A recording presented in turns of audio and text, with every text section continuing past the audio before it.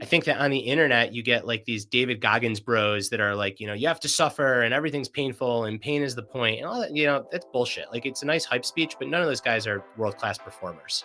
All right, we are back with more from Brad Stulberg. This is the second part of our two-part conversation.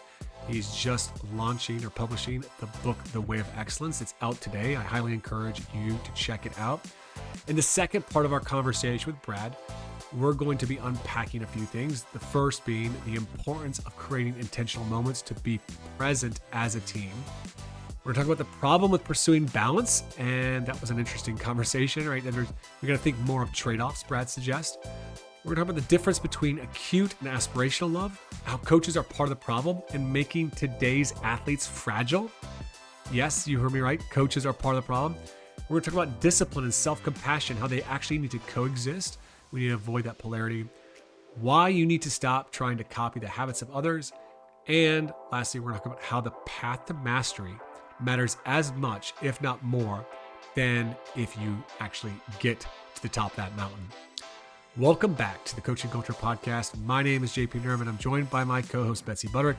The mission of this podcast is to help you become a better leader, better coach, and build a better team culture. To get the notes for this podcast and the follow-up activities for yourself or your team, subscribe to the Team Culture Toolbox at tocculture.com.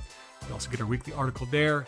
And be sure to check out Betsy Butterick's website, betsybutterick.com. You can see her blog there, as well as her newest book, Kids These Days. Highly recommend it. Now, without further ado, let's get right into the second part of our conversation with Brad. Yeah, and you're talking about values, and I'm thinking, okay, yeah, my core values are love, integrity, curiosity, and joy, and that very much on the days where I'm feeling the motivation or I'm feeling the vibe of whatever, and especially on the days when I'm not, coming back to those values is really aligning. You're talking about, and I so appreciate the vulnerability. I have a couple different questions where my mind's going right now in relation to that, but for right now, so much of living with that purpose and that intention really comes back to presence. And I know you talk a lot about presence in sustainable excellence. My question is, what's something in your life that's teaching you about presence, maybe in an unexpected way? My daughter right now. How old's your daughter? She's almost 3. Okay, mine's almost 3 as well. Well, one of them, yeah. And you're asking me this question at a really profound time. And this is part of having a 3-year-old kid, I think, is normal moments can just become profound like this. So we were outside yesterday playing fetch in the backyard with our dog. And we've been outside for like an hour and a half. And anyone with a 3-year-old knows, like, it's a lot of fun. It's a joy. It also can get pretty boring because the only thing more repetitive than my German Shepherd is my 3-year-old daughter. So we're throwing the same ball in the same way, having the same celebration, and we're going on 90 minutes. And I started to pull out my phone a little bit. And in between throws where she's chasing the dog, I'm glancing at my phone. I'm reading my email. I'm listening to post-game coverage of the sporting events from the days before a little bit. And she came up to me, and I don't even know where she got this from, probably my wife, but she said, "Daddy, give me your full attention." And talk about like a lightning bolt to my heart. So that taught me, that constantly, like the kids, they just know, right? They know, and they hold you accountable. And I think the lesson there is something that I've written about repeatedly, which is I took my phone, I put it in the garage, and then I went back in the backyard. Like, if it's going to be a little bit boring, that's fine. I can sit with the boredom, but like she wants her dad fully there during that moment. Now there are limits. If you're a single parent, or if you're the primary parent and you're with your kid for 8 hours, you might glance at your phone. That's nothing to beat yourself up about. But I think that my daughter in particular, my son is almost 8, and he can do his own things and keep himself kind of busy when I drift off. But like she's still at that age, and it just happened yesterday. So it's a timely question. So that's something that's teaching me a lot about presence. And then launching a book teaches you a lot about presence, because it's like this bifurcation of what it takes to be successful as an author. So the first thing is you have to write a really good book. And in order to write a really good book, at least following my process, you have to read a lot, you have to think and walk a lot, and then you have to sit in front of the blank page with no distraction a lot. Those are like high presence, low distraction ways of being. And then you shift into a mode, which I'm in right now, where you actually have to sell a book. And Podcasts like this are great because I can be fully present with you all. But when you're not on podcast, you're on social media, you're responding to emails, you're pitching people, you're traveling. Like there are all these things that are kind of the antithesis of going on long walks and thinking about an idea. And I can just feel like a shift in my nervous system, in my brain, during a book launch versus like the creative process of writing a book. And I'm not sure what to do with it other than just be aware of it. And it's a very stark difference. I love the just recognition, or just even that emphasis on just the awareness piece here. It's not even like, hey, there may not even be much I can do with this. I look, because I connect that to a season that a coach could be in, right? There's going to be the off season, and maybe they're going to be a little more present, and they're going to be able to be there for their family. And then there's just the reality of getting on a plane, flying across the country, or driving 4 hours on a bus with kids, getting back at 12 o'clock, having to get up and go teach classes the next day, like that are going to create situations that are not ideal, and Yep. some people might say, Brad, geez, 90 minutes with your daughter, like give yourself a break, dude. Get the phone out and tell the kid just to move on. Like she got 90 minutes. My kid would love for 30. So, I mean, we have different expectations and standards, but I just love this encouragement for just awareness and accept. And then you may make a choice to do something differently, like put your phone in the garage, or you may choose to say, I'm not going to take all these trips, right, that I'm going to do to sell books, or you may choose to do them, right? But you're at least aware of that. I think that's a huge, great encouragement. Yeah. So two things in response.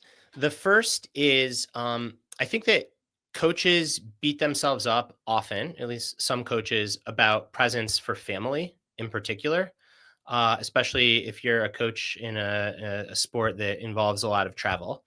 Um, And with kids, this is something that I talk about a ton with the coaches that I've worked with. I think so often we think about love in a way that is very like acute and in the moment. So being with your 3-year-old daughter for 90 minutes, um, being it every single after school extracurricular activity. And that is like one kind of love. And that's a very important love. And I particularly talk about this with my women clients. There's another kind of love that doesn't get talked about as much, which is your kid looks up to you as a badass coach and admires you.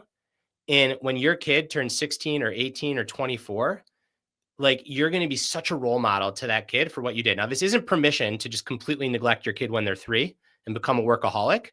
But I do think that often like there's this guilt that, oh, like I'm not giving them that 90 minutes or whatever it is in your own world. But I think that's where it's kind of like, but am I also becoming the kind of person and doing meaningful work that my kid is going to admire? And when my kid's 16, forget what happened when they're 3, they're going to be like, wow, like mom is such an incredible leader or dad is such an incredible leader. So that's the first thing I want to say. The second thing is in a later chapter of the book, I write about the importance of completion, moments of completion. In, yes, we're on this infinite game where there's a never ending journey towards ever greater levels of concentration, of focus, of all these things that underlie excellence. But it's really important to break that up and have these moments where we can reflect on where we've been and what we've learned and who we've been there with in a very present way. And I did some reporting with the San Antonio Spurs. I mentioned Greg Popovich, another role model from afar of mine.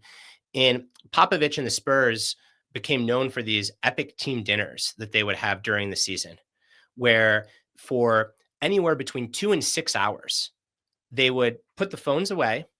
They would take a break from scouting, from film. All the coaching staff would be there and all the players would be there. And they'd rent out a restaurant. Pop loved wine, so he'd present on wine, and they would just be together as a unit. And they often did this after really big wins or after really tough losses. There was an NBA Finals where they fell down in the series. I believe it was 3-1, and everyone was very upset. How are we going to ever come back from 3-1? This, that, the other. And instead of going to watch film or sending the players back to the hotel, Pop had an assistant coach call this restaurant that he'd always wanted to try in town, rented out the restaurant, and they went there for 4 hours. And then they came back and made the series 3-3. So I think that like in that frenetic middle of the season, we have to be really intentional about creating those periods of presence. Otherwise, we're never going to have them. And then you can start to lose sight of like, what's the point of all this? Like this 82 game season in the case of basketball, it just becomes like a whirlwind of one thing to the next. And you can lose sight of the fact that you're getting to play basketball at the highest level in a team that's competing to win with players that hopefully you respect, teammates. That doesn't happen automatically. Like, you've got to set aside time and space for that. And I think especially in today's world where it's so performance focused and so busy that like the ritual can fall away. And we lose a lot of satisfaction and fulfillment if we don't have that. Yeah. And again, I so appreciate, Brad, that you're speaking on this, because there is this constant pull. And so often throughout this conversation alone, what I hear is you're talking about the both and the intention and the presence. And I know in a lot of your work, you've spoken about this idea of discipline and compassion coexisting. And especially at the high performing levels, the professional levels, there is this felt need to be consistently disciplined. And there are moments where maybe compassionately we can lean into and accomplish more of those moments of completion. Can you give an example of a time for you when you've had to soften discipline or firm up compassion? And how did you know which to choose in that moment? That's a great question. Um, I think that I'm trying to think of like what's the best example of this in my own life. I think anytime I fall short on a goal, to be honest, whether it's a goal in my own sporting life, so like myself as an armchair athlete, uh, whether it is I feel like I'm not doing a good enough job as a dad or a husband. And whenever that happens, it's always because I'm trying to be a world class writer. And it's no different than being a world class coach or athlete. Like, there can be a tension between traveling to events and doing all these things, especially during a book launch period. So it's on my mind right now. Um, and and then I also think sometimes it can be like if a book didn't do as well as I wanted it to.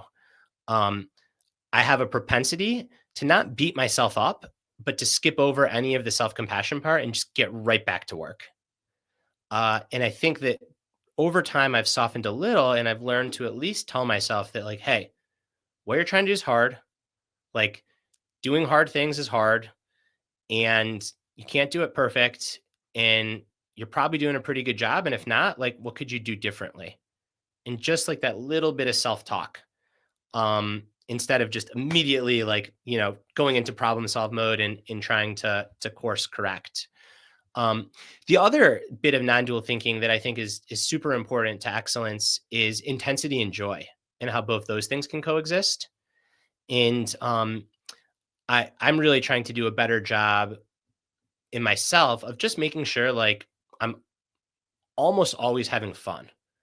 I don't want to say always because like sometimes things just suck, but like really realizing that like you can like work really hard and be fierce and be hungry about something and still have fun, and just how much like more sustainable it makes it. I think that on the internet, you get like these David Goggins bros that are like, you have to suffer and everything's painful and pain is the point and all that, that's bullshit. Like, it's a nice hype speech, but none of those guys are world-class performers. Then you actually look at world-class performers and they love what they do and they have a lot of fun. And I just think like there can be this misconception that like, if you're having fun, you're not trying hard. And I think that's nonsense. Okay, just a quick pause. If you're getting value from this conversation, I want you to know about the TOC Coach Community. It's free to join, jump in, connect with other coaches, and start learning. But here's the thing. If you're the kind of coach who wants to go deeper, who's committed to transformation, not just transaction, premium access gives you everything. All 12 courses, every live training, personalized consulting for your team when you need it. It's for coaches who don't just want to be good. They want to be the kind of leader their athletes look back on and say, that coach, they changed my life. If that's you, go to tocculture.com. We'll see you inside. Now, back to the episode with Brad. I've got two questions for you on this. The first one comes back to balance. I love Steve and yours work, your writing, because I think you talk a lot about balance. I've got one client, I got a lot of clients, but one client in particular, he comes back to that phrase, control the controllables. He's like, and JP, I know if I work 80, 100 hours a week, I can control a lot more than if I work 40. And I totally get him. Right. It's like, he just doesn't know when to turn it down. He's always figuring out, where's that balance? When can I stop is the question, So what might you say? What might encouragement might you give this coach here who's going, yeah, I can control a lot more if I go for work 80 hours a week as opposed to 60? First thing I'd say is you're right. You probably can. So I'd acknowledge that. The second thing I'd say is you want to be doing this for more than a year or a decade. You probably want a career out of this. So does it feel sustainable working those 80 hours a week? And then the third thing I say is let's get really clear about trade-offs. Like, do you have a marriage? Do you have a community? Do you have kids? How much are you willing to trade off to control the controllables and one domain of your life, which might be your team or your organization? But then there's going to be a lot more chaos in other domains, which is going to be your marriage, your family, your community, your parents, whatever it is that might be around you. So I get really clear about that. Then the second thing I'd say is that there tend to be seasons to performance. And in some seasons, you might need to work 80 hours a week. And that might be worth the sacrifice as a spouse and as a parent. And that might be a conversation you need to have with your husband or wife or your kids or whoever else depends on you. But if that's all the time, then you're kind of becoming like a single trick pony. And you just have to be okay with that. And if you're truly okay with that, and you think future years okay with that, great. But most people, they're not truly okay with that, or at least even if they feel truly okay with it now, they acknowledge that 20 years down the line, they're not going to have wanted to be a neglectful parent, or they're not going to have wanted to blow up their marriage. So then what I would say, and this is a part of the way of excellence. There's a chapter in there in trade-offs. So I don't talk about balance. I actually talk about trade-offs. Because I think balance, people think like, oh, everything's got to be in equal proportion. And as we've talked about in the past, like that's a myth. It's very hard, especially if you're performance minded. But you are making trade-offs between different areas of your life. And during seasons where, yeah, like those extra 20 hours really matter for controlling the controllables, I just come back to minimum effective doses for other important areas of life. So the example I'll give here is I once coached a pediatric neurosurgeon. Also specializes in like pretty rare low caseload types of surgeries. So this person's in Washington, D.C. They're like one of two people in the mid-Atlantic that can do the kind of things that they can do. So completely unbalanced life. You don't get to control when kids are having aneurysms or when cancers are exploding in kids' brains. Really happy that this person exists in the world, because if my kid's ever on the table, I want their 100-hour work week. But also, my job as a coach is like, I care about this person. I don't want their marriage to blow up. I don't want them to burn out. I don't want them to be depressed all the time. So we came up with these minimum effective doses for the other important areas of his life. So for this person, it was time with his son, showing up for his wife, and exercise. And in an ideal world, you'd exercise for 45 minutes a day, you'd be there to tuck your kid in, so on and so forth. But what's the minimum effective dose that, like, even when work is insane and I'm on call, I just have to do?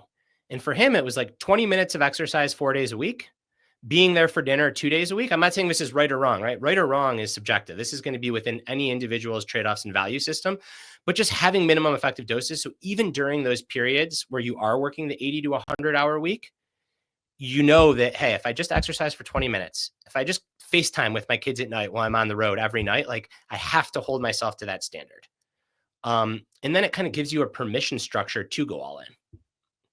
I love that because it kind of helps to ground expectations rather than, like you said, trying to chase what we've been reading or told. We need this much sleep. We need to do this much time. And Brad just said that 90 minutes of attention to his child wasn't even enough. You got to go give her 2 hours of attention without the phone, right? So what we hear what other people are doing, and we try to copy that, right? And you try to copy that without the context, right? Because like, like that's the soundbite you hear is my 90 minutes. But the truth is, like, that's on a Sunday. And the reason that 90 minutes is so important is because the other 22 and a half hours, I'm like trying to sell this book. So like you hear it like that and you're like, shit, he's not doing such a good job after all. And I think that's the point. Like no one knows what someone else is doing. So that's, again, comes back to your own value system and then having those minimum effective doses so that as you pursue excellence in one domain during that season of the year or that season of life, you're staying in touch with the other important parts of your life so that they don't blow up on you. I love that. I love your vulnerability. Just to really actually appreciate that a lot. So thank you.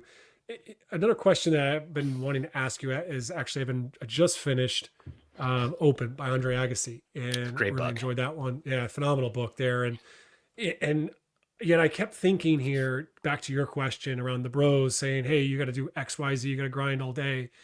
And yet when we talk about excellence, people would say, well, Agassi was one of the best in the world. Tiger Woods, one of the best in the world. And here they had these upbringings that were just really, really intense that put them on this upset, took a passion, maybe even questionable if it was their passion at an age they would, but made it an obsession, became their life, and their whole identity was in their sport. And then you go over and you look at some other people like a Steph Curry or even a Tom Brady, I think have had fairly well balanced journeys for the most part, right? Healthy upbringings, seems like they've managed passion and purpose, right? And they got kind of to the top of the mountain. So some people say, well, you can go, you can grind and do that. And I think people go to those stories, the stories of how many, 6 hours of hitting balls or those types of things, or Tiger Woods at 3 years old hitting golf balls in the garage for hours on end, right?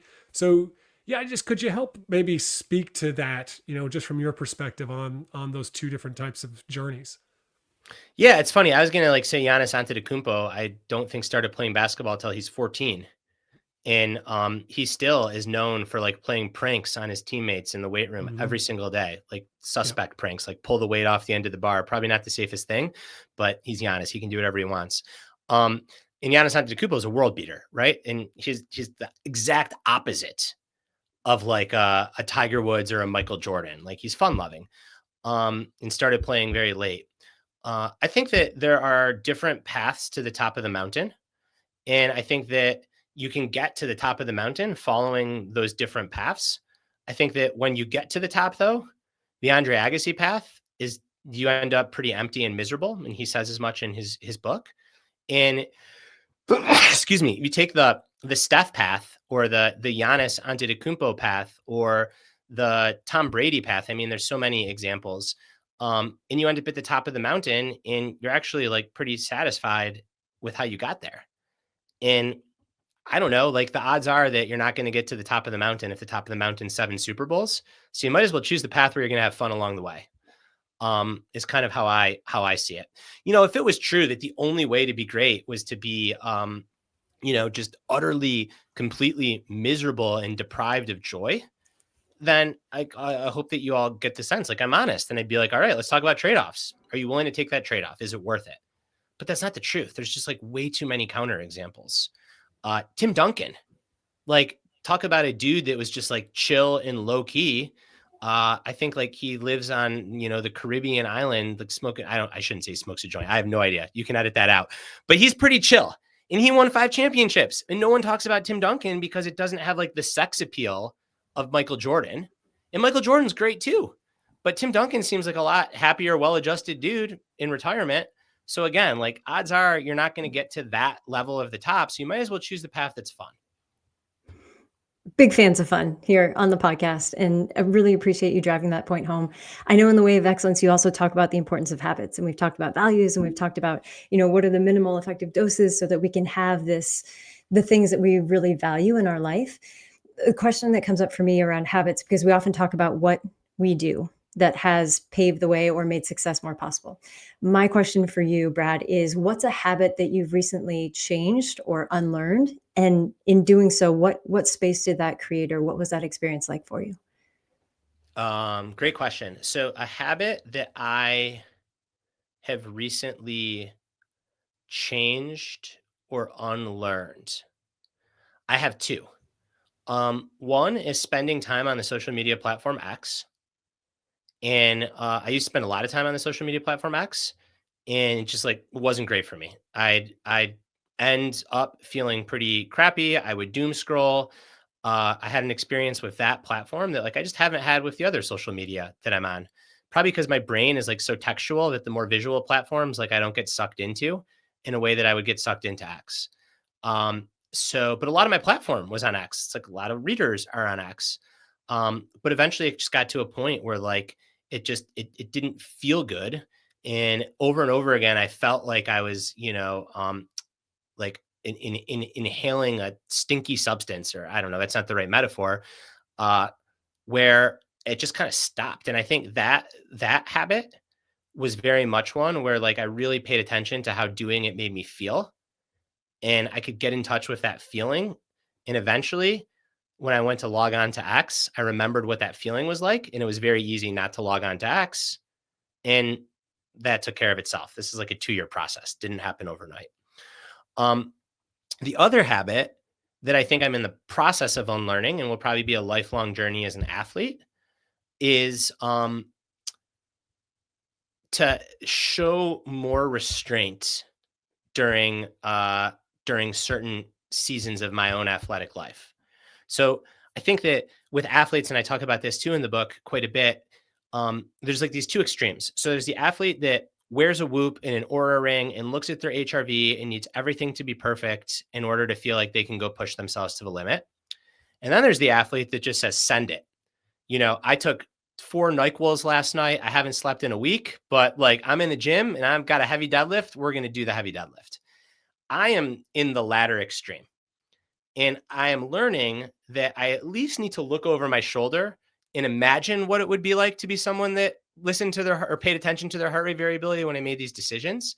And I think some of that is like, I just can't get away with the stuff I could get away with in my 20s anymore. And like pain is a powerful teacher. And I've tweaked my back a couple times. And now I'm learning that restraint to say like, all right, today called for a heavy double at 5:10, but I've had a cold. I didn't sleep great. I don't have the flu. I don't have body aches. Like I'm not a reckless athlete, right? But like in the middle ground situations, I actually need to like start to ratchet things down more often than send it. And how am I learning that is like truly like physical pain, just like messing up. But as you all know, as coaches and as athletes, that's hard too, because you can go too far in the direction of that and then become fragile. And I'm not a professional athlete. I have 2 young kids. I'm a professional writer. If I waited till the perfect day to do my heavy doubles, I would never do heavy doubles. So like, it's just kind of surfing that line, but learning to be a little bit less aggressive. Courtney Dahlwater, the ultra Yeah, marathoner, Courtney's great. she just listens to her body. She does, she seems to have, that internal whoop, and seems to be much more able to adjust her effort in a healthy way, for sure. She's also a Question. unicorn. Like she won Yeah. 3 100-mile races in 10 weeks. So like she's got No big something deal. going on. Send it. Yeah. But yeah, no, for real. Courtney's great. And Courtney,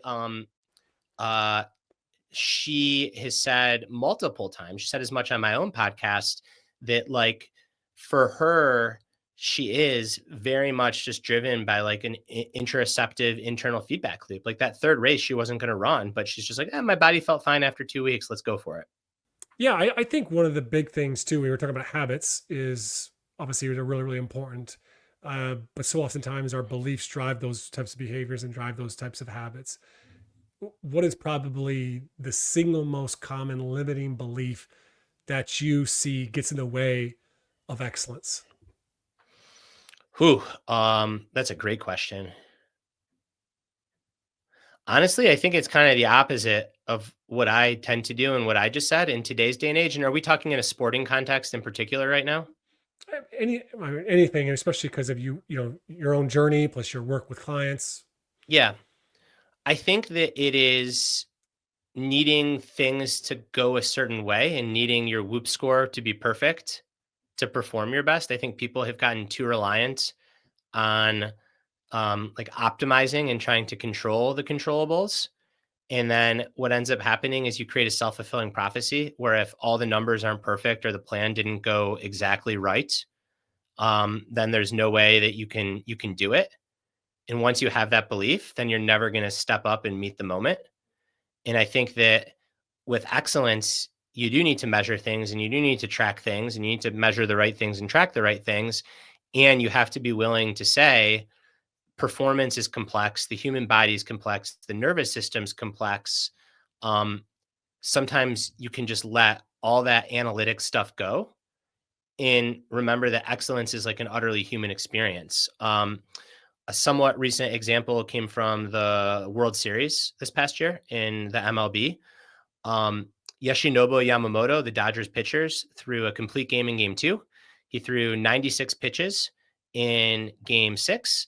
And then he came back and threw 34 pitches in 2.5 innings in game 7. Now, any analytics guru would say that that's insane.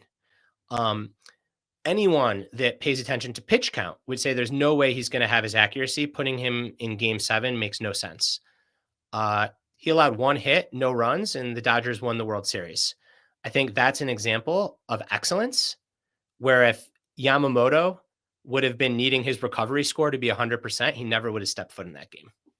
It just makes me think about my experiences running ultra marathons and being out there. And it's like, this doesn't make any sense. I've been running for 30 hours, but yet you find some sort of fuel source inside of you just to do things that, you didn't think would have been possible. They're not optimal, So, Yeah, and you at least got to give it a shot because, I want to be careful. I'm not saying be reckless.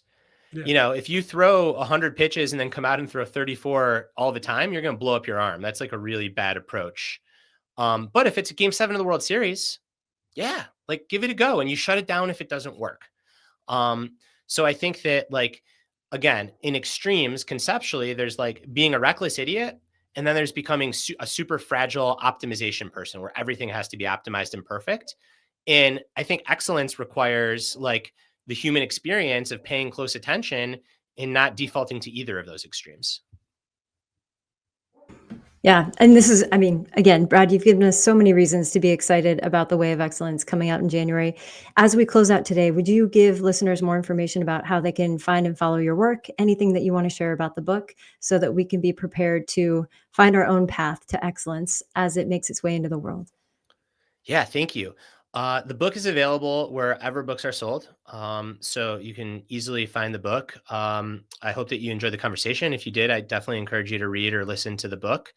And then the best place to find me on social media is not on X, as I said, is on Instagram, where my handle is just my name at Brad Stulberg. And again, the book is called The Way of Excellence, and you just put it into Google and find it wherever you want. All right, that's it for part 2 of our interview. The biggest thing that stuck out to me from this second half of the interview, how we need to get away from balance and focus a little bit more often on trade-offs. Also, I have to say, I love this idea of acute love and aspirational love and how we kind of connected it to us as parents. It made me think a lot about my role as a parent, and obviously I can connect that to leadership. But so often I think I start to set this unrealistic expectation of parenting. And the reason I do that oftentimes, I think, is because I read parenting books or you read one of my favorite podcasts and books is from Daily Stoic. And I think that challenges you every day. And I read The Daily Dad, and it gives me challenges and inspires me to be better. But then sometimes it maybe creates this unrealistic expectation. I remember recently talking to a coach, and he says, I love the podcast, but I hear these coaches and I hear about what they're doing, and it's just I get so underwhelmed. I just think, God, I'm such a bad coach. And honestly, I can relate to that on a parenting side, especially at times. I can be very, very hard on myself. So I think that I just love this idea of just the acute love, aspirational love. I think it is a really interesting way of looking at how we balance of all the things that we could do for our kids or all the things that we could do for our players or our team. And then there is only what we can do. Brad's book, The Way of Excellence, it's a fantastic one. So I highly recommend you pick it up as a leader. I read every book that these guys put out, Brad and Brad Stulberg and Steve Magnus. So highly recommend this one as well. That's it for today's episode. For those that love this podcast, please, if you haven't already, leave us a 5-star review and share this with whoever you think might find it valuable.